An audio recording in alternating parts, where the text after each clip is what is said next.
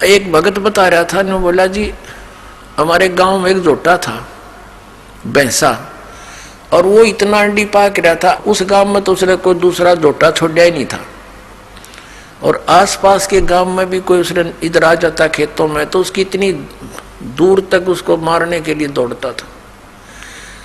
एक बार हमारा तालाब खुदवा रखा था, जोड़ गांव का तालाब खुदवा रखा था, गहरे गड्ढे कर देते हैं कि वर्षा होगी तो जल घना स्टॉक हो जाएगा इस उद्देश्य से,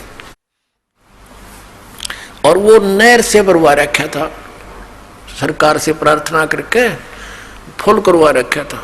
तो उसमें क्या हुआ कि ये हाथी वाले आते हैं गांव में, दाने कुछ मांगन मुंगन आते हैं, हाथी वाले आ रहे थे। उनने हाथी, दोपहर का समय था, हाथी छोड़ दिया जल में कि यू मस्ती मार लेगा थोड़ी देर। वो हाथी उन तालाब के अंदर गहरे गहरे गड्ढे बनवा रखे थे, खोद रखा था, उनमें सारा डूब गया। थोड़ा सा सर दिखे और एक थोड़ी सी दूरी पर वो सूंड ऊपर कर इतना दिखे।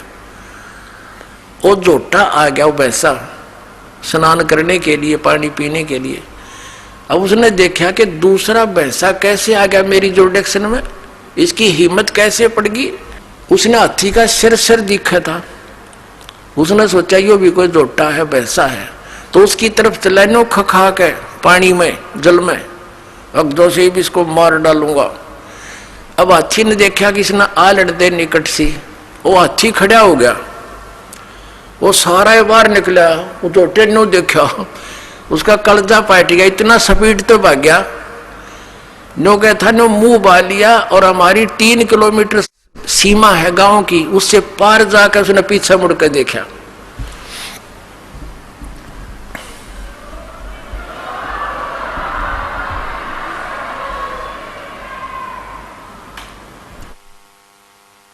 अब कहने का भाव यह है दास का कि उस समर्थ के सामने इस काल की ऐसी स्थिति जानो।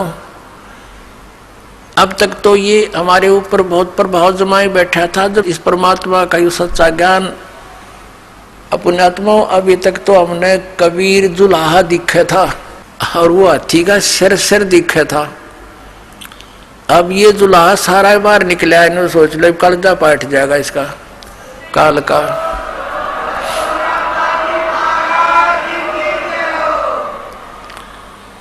अब ये परमात्मा कति प्रत्यक्ष हो गया आपके सामने, ये अज्ञान रूपी जोटा ही भाग जाएगा यहां से।